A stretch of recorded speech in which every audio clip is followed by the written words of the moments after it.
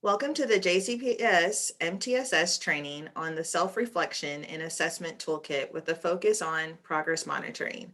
I am Dominique Dobson-Penn, a MTSS engagement resource teacher with elementary AIS schools. And with me is Bo Burkett, MTSS engagement resource teacher with the high schools. Please take a moment to type the case-sensitive bit.ly into your web browser or jot it down, and this will allow you to access all the links for the activities offered throughout the presentation.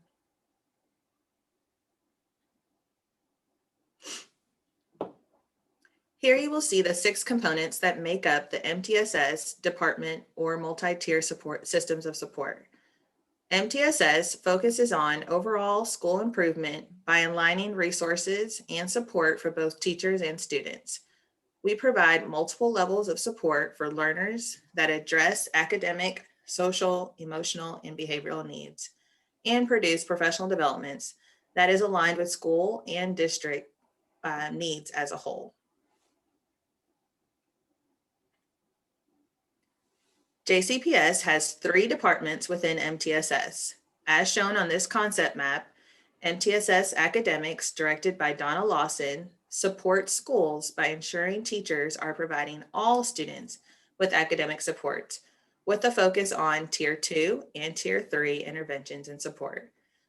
MTSS Behavior Department is directed by Sandra Hensel, supports schools in implementing school-wide behavior systems and frameworks, including positive behavior interventions and supports, also known as PBIS, and the Behavior Support Systems model, which is an alignment of PBIS and restorative practices. Our department is MTSS Engagement, and the goal is to increase student achievement by equipping teachers with high-yield pedagogical practices to maximize student engagement. 6 MTSS toolkits were created to provide resources for Tier 1 instructional purposes to increase student engagement, reduce student behaviors, and to decrease disproportionality. Here are the 6 MTSS toolkits. By clicking the toolkit image, you will access the MTSS department webpage and each toolkit.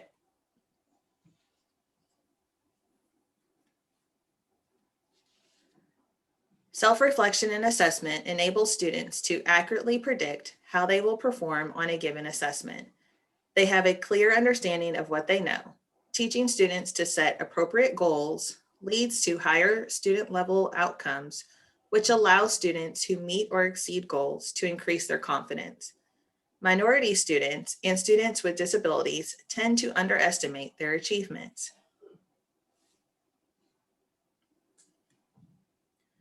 In today's session, we will develop an understanding of the importance and benefits of progress monitoring, as well as various methods of data collection. By the end of this session, you will gain an understanding in order to apply progress monitoring in your own classroom. When progress monitoring, the attention should focus on fidelity of implementation and selection of evidence-based tools, and also keep it in mind considerations for cultural and linguistic responsiveness and recognition of student strengths.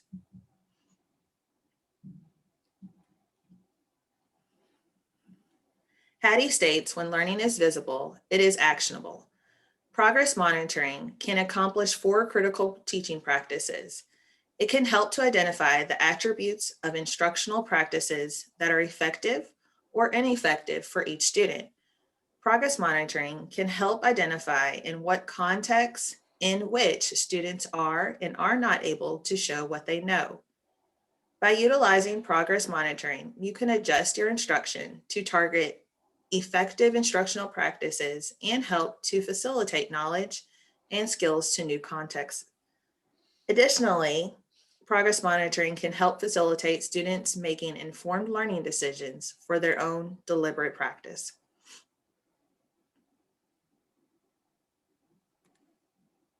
When thinking about implementing progress monitoring, students' current levels of performance are determined and goals are identified. The student's performance is measured regularly and progress is compared to expected results of learning. then teaching is adjusted as needed.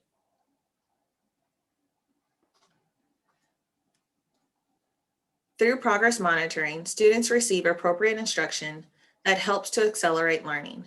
Stakeholders are able to identify students who are at risk and may need additional services. Progress monitoring provides documentation of student progress for accountability purposes and informs instructional decisions.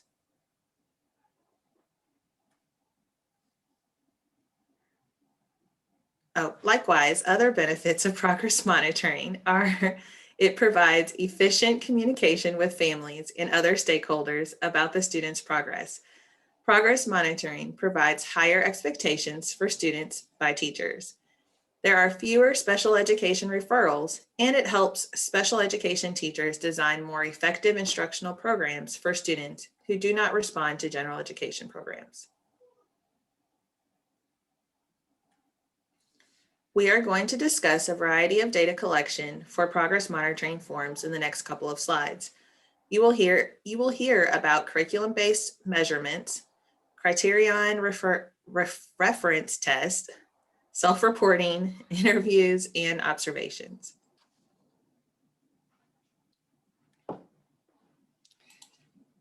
Teachers can use curriculum-based measurement to find out how students are progressing in basic academic areas such as math, reading, writing, and spelling. CBM can be helpful for parents because it provides current week-by-week information on the progress of their child.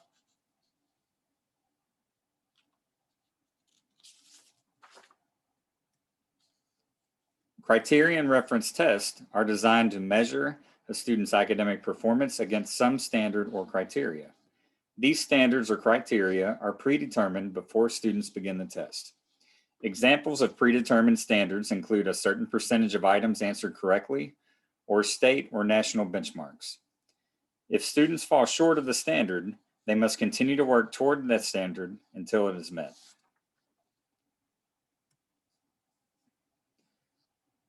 Self-reporting is often used as a way of gaining participant responses in observational studies and experiments.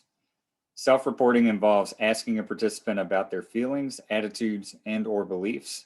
Examples include questionnaires and interviews.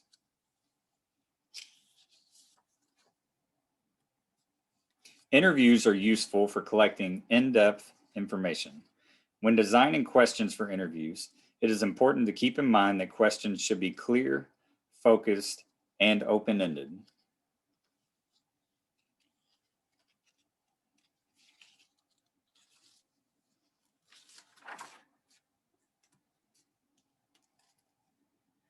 Teacher observation allows the teacher to use his or her professional judgment in administering simple progress monitoring measures that are closely aligned to a student's goal and/or area of need.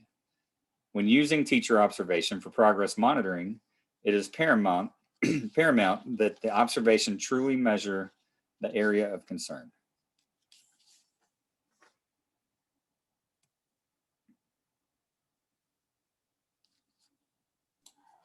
As teachers, when a student is struggling in the classroom, the teacher will match the appropriate intervention to meet the student's need or needs. However, collecting data and documentation is valuable and beneficial when thinking about interventions.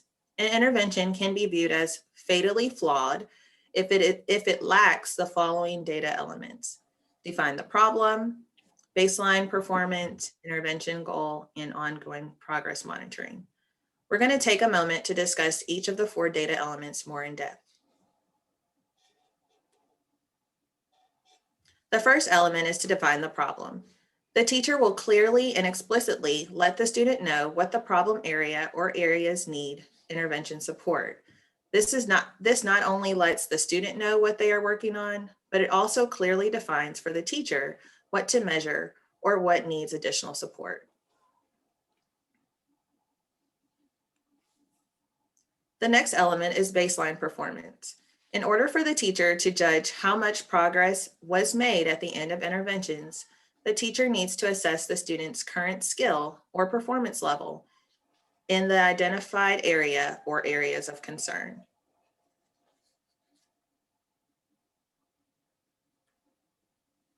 Another element is having an intervention goal.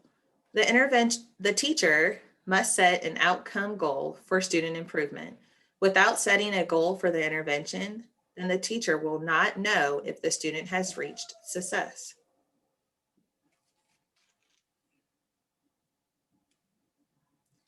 The last element, but certainly not least, is ongoing progress monitoring. Ongoing progress monitoring helps to avoid the teacher flying blind, unable to judge if the intervention is effective in attaining the outcome goal. In ongoing progress monitoring, the teacher selects a method to monitor the student's progress formatively during the intervention.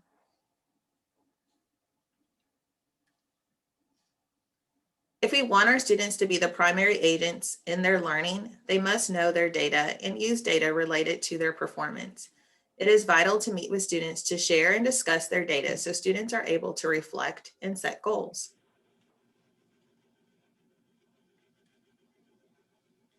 This slide is a progress monitoring checklist. You can take a moment to read through it.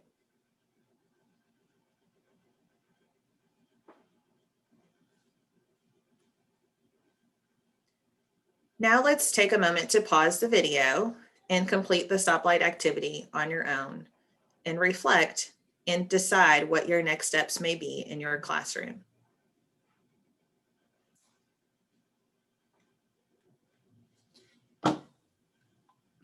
As always, with any HYP or strategy we use, we have to take into account culturally responsive, ECE, and deeper learning considerations. For self-reflection and assessment to be culturally responsive, it should use measures of success that validate the population being assessed, integrate performance assessments, employ curriculum-based assessments that are culturally responsive, adopt a growth mindset to learning, utilize open-ended statements to allow for self-reflective practice, and provide students with rigorous grade-level instruction.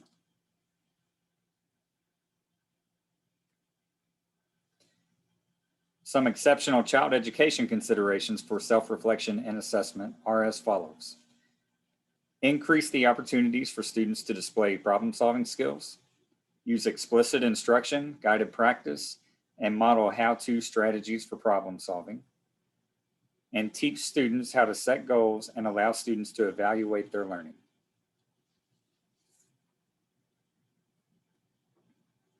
And lastly, some deeper learning considerations for self-reflection and assessment.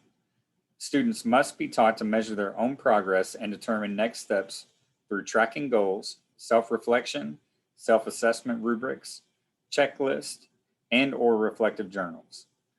All of these strategies help students answer the following questions: what have I learned? Where am I struggling? And what's next?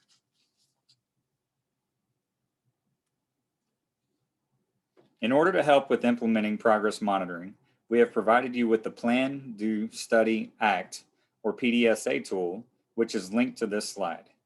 During an upcoming PLC, be sure to discuss ways to implement progress monitoring within your instruction.